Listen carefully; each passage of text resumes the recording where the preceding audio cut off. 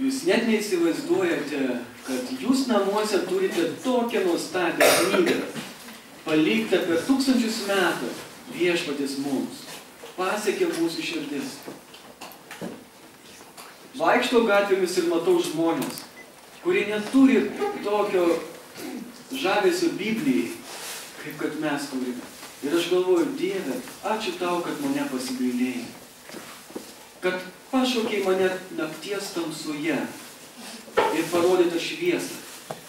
Jūs esat patys laimingiausi žmonės, turėtumėte tokie būti, nes esat pašaukti Dievo. Aš tyrinėjau bažnyčios istoriją, tyrinėjau apie įvairias bažnyčias. Ir aš labai džiaugiuosi, kad esu 7-osios dienos adventistas. Nes šita bažnyčia yra tas judėjimas išpranašautas Biblijoje. Ir man tai sukėlė didžiulį džiaugsmą, kad aš nesu gimęs kažkur kalnuose, ten, kur nėra nei medžių, nei pievų, ir ten, kur žmonės negali laidoti savo tėvų žemėje, todėl, kad neįmanoma iškasti. Jie negali sudeginti savo tėvų mirusių, todėl, kad ten malkų nėra. Ir kai pamačiau, kaip ten tie žmonės gyvena, dėka tų žmonių, kurie vyksta ir kūrė dokumentinius filmus, jie sako, tai kaip jūs laidojat savo artimuosius? Mes laidom juos dangui. Kaip? Mes nei deginam, nei užkasam juos, nes pas mus sąlygos kitokios. Mes nunešame toli, įdėję į audeklą tą mirusį savo žmogų. Vienas žmogus neša, yra procesija, eina ten grodama, giedodama. Ir tada tą žmogų atiduoda grifams sulesti. Grifai iškart neskrenda. Taigi tas žmogus, kuris nešėsi, sako, man kartais reikia išgerti, kad aš galėčiau tai daryti. Jis kapoja į dalis tą žmogų, kad maitintų paukščius. Ir kai jie pradėjo ėsti tą mirusį žmogų, jie suskrenda ir suvalgo viską. Išlesa viską ir nuskrenda. Ir sako, mes taip laidojam, kad mus nepasiektų ligos. Aš džiaugiuosi, Dieve, kad aš esu gimęs čia Lietuvoje. Kad man galimybės raštą skaityti. Bet kaip pagalvojus, kas ten nuneš raštą? Dėkokite Dievui grįžę namo, kad jūs esate jo šeimos dalis. Ir šiandieną aš noriu jums pasakyti, kokį jūs turite perlą namuose, kurio taip dažnai nevertinat. Žmogus paskambinęs aukcione už 31 karato deimantą pasiūlė $40 milijonų. O Biblija? Biblija yra perkamiausia knyga. Bet kažin, kokia statistika būtų, ar jinai yra skaitomiausia knyga. Ar žmonės jie deda visą savo žvilgsnį, savo viltį. Čia reikėtų pagalvoti. Nepasiduokime tai madai pirkti Biblijas, bet geriau pasiduokime tai, kad tyrinėti. Ir aš šiandieną noriu su jumis patyrinėti ją kitaip, parodyti jos patrauklumą. Nes žmonės paskutiniais laikais, Dievo vaikai išliks tie ištikimi Kristaus atėjimui, kurių širdise bus jo žodis, kurie pažinos jį. Šiandien labai yra sunku susigaudyti, kas vyksta pasaulyje. Mįslė po mįslės, neaiškumas po neaiškumo. Vyksta įvairios aplink mintis, idėjos ir nežinai, tu gali paslysti, tu gali neteisingai apie žmogų pamastyti. Bet Dievo žodis leidžia atskirti, kur gėris, kur blogis. Ir mums svarbiausia pažinti Dievą, pažinti save. Aš noriu pradėti nuo pradžios knygos 30 skyrius.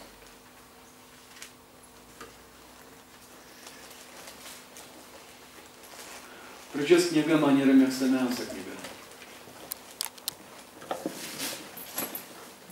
Nuo 14 iki 17 eilutės.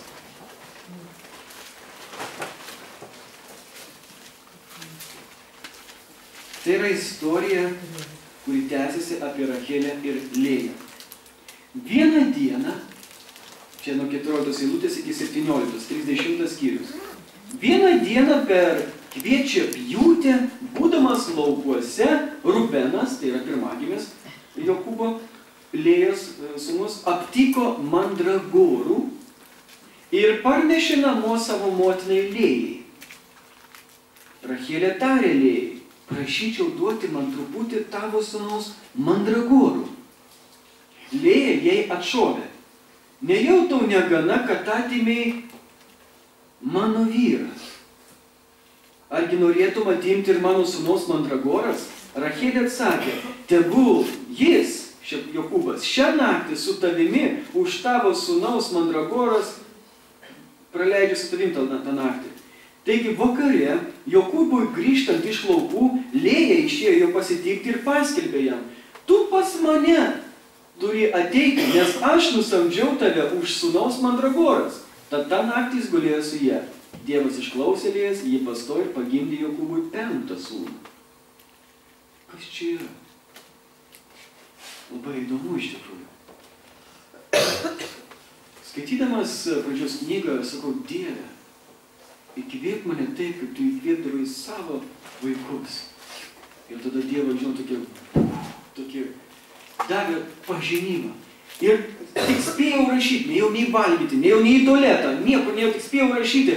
Ir taip praėjo 3 valandas aš atsisėdau, nuostabu, galvoju. Pradėkime nuo to, mandragora. Ar kas girdėjote, kas yra mandragora? Ropė. Aš girdėjau. Tai yra bulvinių šeimos augalas ir labai naudingas. Kaip jis atrodo, jis daugiau kaip lietuviškai pastarnok arba kiniška ženšenė. Jis labai atrodo toks. Apie mandragorą yra labai daug pasakojimų. Iš tikrųjų, mes nerasime mandragoras čia Lietuvoje, Rusijoje nerasite, Amerikoje. Bet sakoma, kad yra mitinis augalas, kurio nėra. Bet iš tikrųjų, Europos pietuose prie Viduržemio krantų galima ją rasti. Kodėl jo taip nėra? Todėl, kad išrovė žmonės su šaknim. Todėl, kad išnyko, išnaikino žmonėje, naudodama savo. Kodėl? Jinai buvo tokia labai svarbi.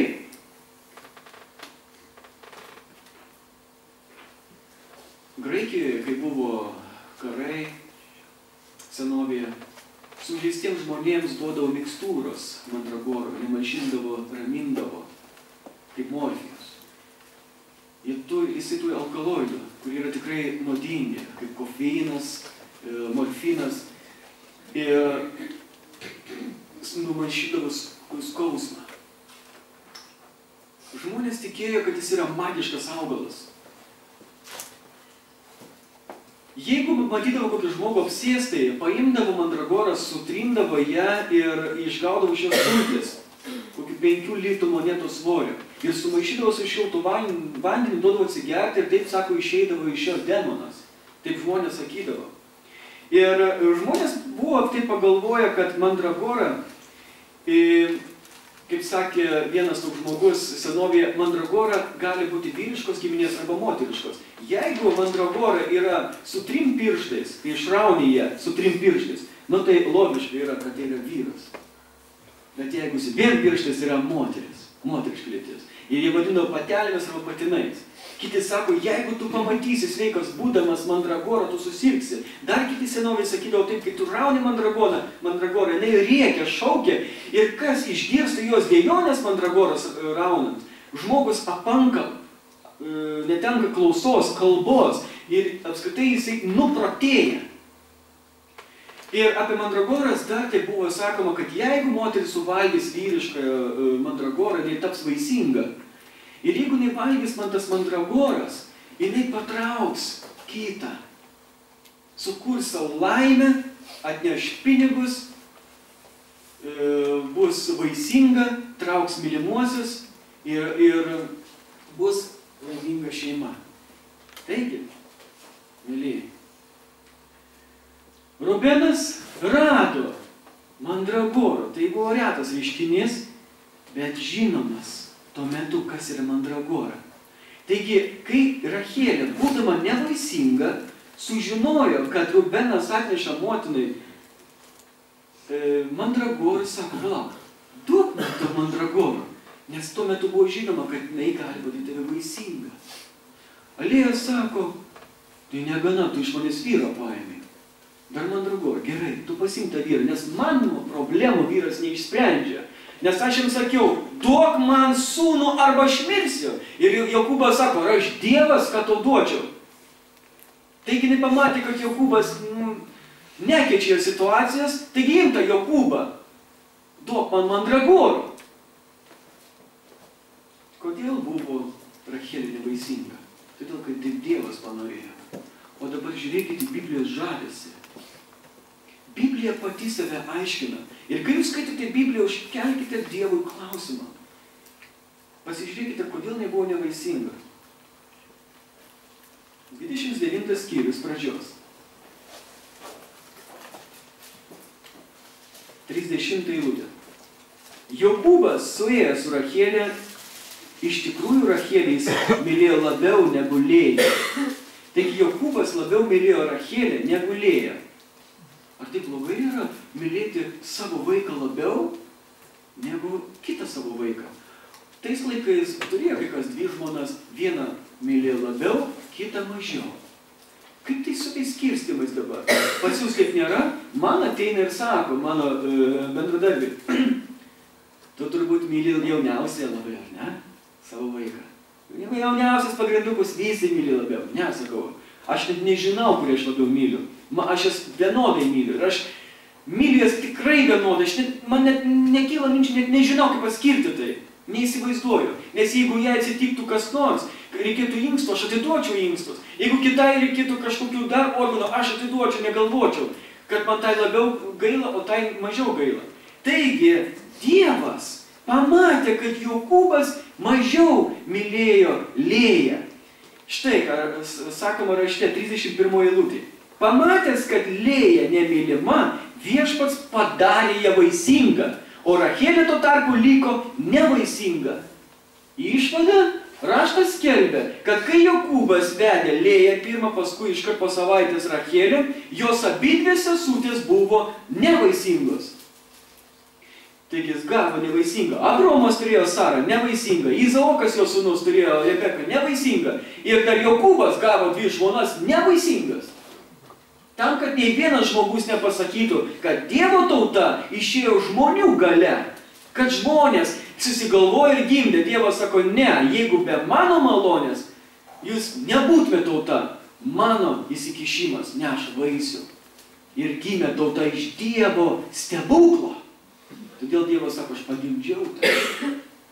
Taigi, pamatęs, kad Lėja nemylima, Lėja, čia dabar reikalingi tarnautojai.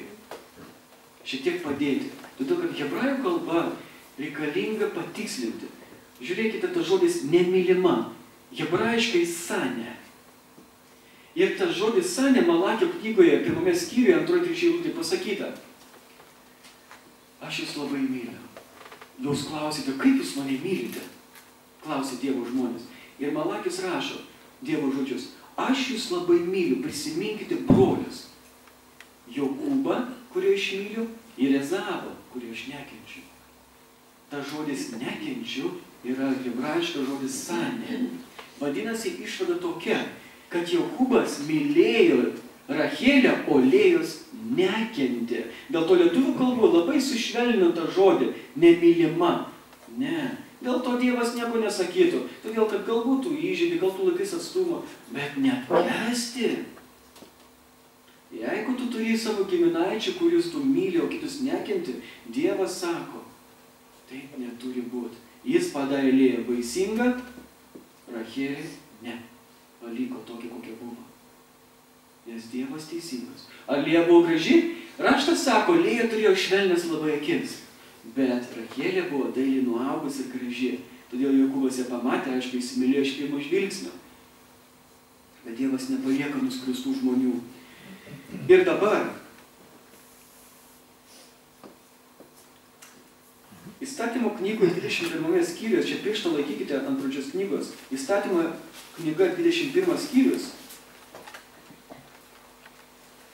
yra toks Dievo nurodymas.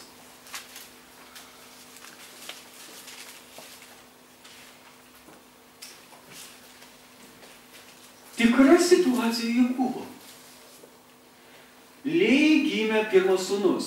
Rubenas. Tai buvo pirmagimis Jokūbo. Jinai pagimdė 6 vaikus ir tik tada Rachelė tapo vaisinga. Taigi dabar, kai gimė Rubenas, ir kai turėjo 12 savo sūnų, Jokūbas, ką jisai laikė pirmagimiu? Pažiūrėkime, ką Dievas sako. Pakartotume įstatymą 21 skyrius nuo 15 iki 17. Jei vyras turėtų 2 žmonas, kai skaitysiu, galvokite apie Jokūbą. Taigi nuo 15 iki 17. Jei vyras turėtų 2 žmonas, vieną mylimą, o kitą sanę. Hebrajiškas žodis nekenčiama arba čia rašo nemėgstama. Ir jos abi mylimoji ir nemėgstamoji pagimdytų jiems sūnus, tas ir atsitiko vėliau Lėjos ir Rachelė, bet pirmagimis būtų nemėgstamosios. Pavyzdžiui, kaip čia šiuo atveju Lėjos. Ta diena, kai dalys savo nuosavybę sūnums, jis negalės laikyti savo pirmagimių mylinčios žmonos sūnaus, vietoj nemėgstamos žmonos sūnaus, kuris yra pirmagimis. Taigi Dievas aiškiai pasakė, nesižvelk į asmenį, jeigu tu nemyli tos savo žmonos, bet jei gimė pirmagimis, nelaikyk pirmagimio tos, kuris tu myli. Kaip Jokūbas pasielgė?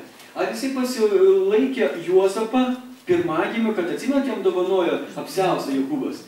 Gražų apsiaustą, spalvingą apsiaustą, kaip jis verkė dėl jo, kaip jis įmylėjo. Ar tai jam buvo pirmagimis? Ar jis laikė jo pirmagimiu? Pažiūrėkite į rašto patrauklumą. Raštas pasako, ką jisai įvardijo, būtent pirmagimiu. Ir štai Jokūbas prieš savo mirtį sukviečia visus 12 ir sako, susiburkite, nes aš jums pasakysiu, kas jūs esate ir kas jūsų laukia. Taigi, kai susirinko, 49 skyrius pradžios knyga, 49 skyrius ir prieš mirtis pasakė testamentą. Ir aš paskaitysiu pirmąjį vardą, ką jis paminėjo pirmagimio. Nuo 2 eilutės. Susirinkite ir klausykitės Jokūbo sūnus. Klausykite savo tėvo Izraelio. Tu, Rubenai, esi mano pirmagimis, mano jėga ir mano vyriškumo vaisius. Pranašus savo vieta, pranašus gale, ūmus kaip vanduo, tu nebebūsi daugiau pranašus ir taip toliau. Nesilipai savo tėvo lovą. Čia apie tai mes neanalizuosime tai, bet jis pavadino Rubeną pirmgimiu. Jis buvo Dievo žmogus Jokūbas. Jis nėjo prieš Dievą. Taigi mes pamatėme, kad Rachelė bandė per mandragoras gauti vaisingumą. Bandė būti laiminga dėka to mistinio augalo, kur daug gandų.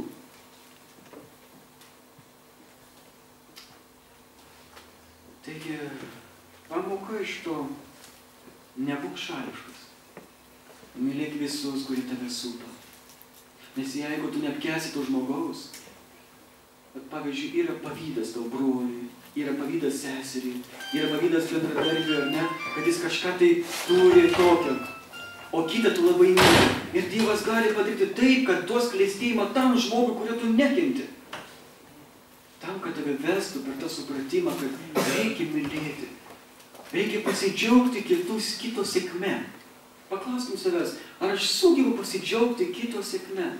Bet tau pasisekė, ar aš sugebu ištarti žodžius? Kaip aš džiaugiuosi dėl tavęs? Tu būdamas basas, o jisai turtingas, ar tu sugebėtum pasakyti tos žodžius? Jeigu taip, esi Dievo vaikas. Nes Jėzus savo pusę duonos kepalo atlauždavo tam, kuriam reikėdavo maisto. Ir Rachelė buvo graži, bet raštas sako, kad grožis ne viskas.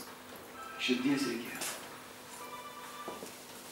Jis norėjo daugiau negu turėjo. Jis turėjo Jokūbą, bet norėjo daugiau, norėjo būti pilnavertė. Dar vienas dalykas. 31 skyrius. Pradžios. Atsiverskime. 31 skyrius, 19 eilutę paskaitykime. Susiruošė iškeliauti Jokūbas slaptai nuo Labano su savo šeima visa. Ir 19 pasakyta, kad Labanas buvo išėjęs avių kirti. Rachelė tuo metu pasivogė savo tėvo šeimos stabus. Kam vogti šeimos stabus?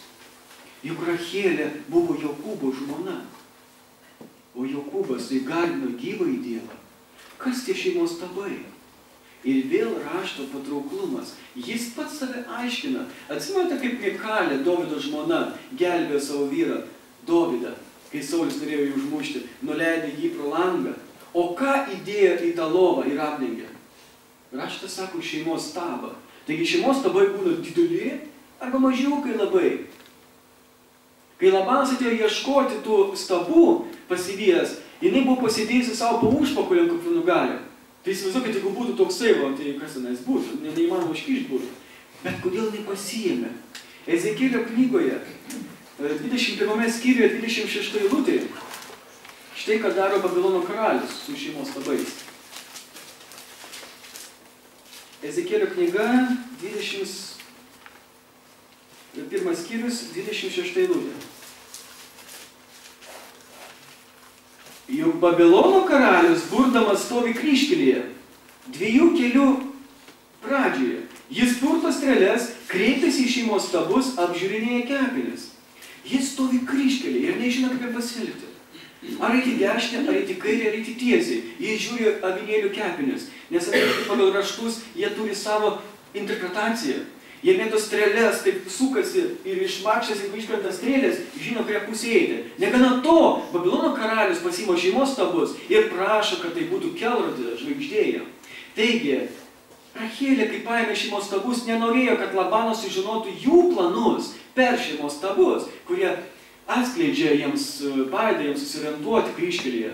Ir galbūt pati norėjo savo, kad sužinoti, kuriuo keliu eiti, kad būtų laimingai šeimai. Dėkite savo pasitikėjimą į Dievą, o ne į mandragoras, ne į šeimos stabus. Čia šiandien yra mandragorų, bet vieni žmonės deda savo pasitikėjimą į karjerą. Kiti deda, eidami į visokias eitynės, bandydami kovoti dėl kažko tai. Bet žinote, nesustabdysim nieko. Ta diena, kai kalbėjo apie Šapranausko mirtį, specialiai pasižiūrėjau, ką tuo metu rodo televizija. Viską, ką ir rodė. Pasaulis sukasi. Pagėdėjo, žurnalistai pašnekėjo, vienas kitą apibarė žurnalistai, kad taip negalima įvardinti, negalėjo nugalėti tamsos ir šviesos kovos Šapranauskas ir pasidavė, tai kiti žurnalistai puolančiai, kodėl jūs taip šnekate, dar kiti taip šneka, bet pasaulis nesustos. Jisai toliau. Tuo metu, kai jis mirė, čia kažkur vyksta toliau paleistuvystės, štai tenais žudymai vyksta, štai tenais yra eina į žygius, gimtadienį švenčia, pasaulis tęsiasi. Bet tas, kuris Dievo žodžiu pasitikė, jis auga ir Dievas brandina jame. Todėl nepasiduokim ten kažkur, neikime, bet būkime prisirišę prie Dievo žodžio. Nes šitas pasaulis turi labai daug gražių žaisliukų, kur mus gali nuvilioti ir nebežinosim, ką tada reikia daryti. Turim gerbti, kokie tai būtų žmonės. Turim gerbti. O man labiausiai skauda yra, kad žmonės miršta būdami vieniši. Sako, jis buvo vienišas, jis kažkoks vienišas buvo, arba ji buvo vieniša. Ir aš galvoju, Dieve, kodėl taip nėra? Kad aš netyčia prieičiau prie durų, pabelčiau, atsidaro tas žmogus, kuris ruošiasi savižudybei, dėl to, kad vienatvė slegia jį. Ir kodėl man taip nebuvo, kad paliūdėčiau jam apie tai, kad tu esi geriausias draugas, tu esi tas tėvas. Man taip liūdna, kad aš negaliu, bet aš tai negyvenu. Kiek šiandien Panevėžy yra tokių žmonių? Eikit nuo durų prie durų, eikit, liūdikite ir jūs pateksite į vienatvės slegiamo žmogaus namus. Ir Dievas laimės, duos viltį. Liūdna tai, Makpelos ola, kur Abraomas nupirko savo žmonai Sarai, kurie labai mylėjo. Jis ją ten palaidojo, buvo Abromas ten palaidotas, jo Machpelos oloj buvo palaidotas jo sūnus Izaokas ir kartu Rebeka. Toje oloje buvo palaidotas Jokūbas, Lėja, bet Rachelės nebuvo. Kodėl? Liūdna istorija. Kai aš buvau prieš 15 metų skaičiau, aš norėjau duoti vardą visiems Rachelė, nes tai yra žavesys, nuostabu. Bet kai pradėjau gilintis, Rachelė turėjo sunkumų gyvenime. Ir 100 kilometrų iki Machpelos salos, jinai gimdydama Benonį, kur davė vardą skausmo sūnus Benjaminas, jinai mirė gimdydama. Ir ją palaidojo 100 kilometrų nuo Machpelos salos. Ne prie tos šeimos patriarchų, nes nebuvo kaip. Dėl epidemijos, dėl ligų ir taip toliau. Karšta kitąmes. Ir jeigu jūs būsite ištikimi, jūs būsite tarp Dievo vaikų, bet jeigu mes nueisime ne ten, kur reikia, mes būsime skirti ir nematysim savo mylimų žmonių, kurie džiaugsis danguje.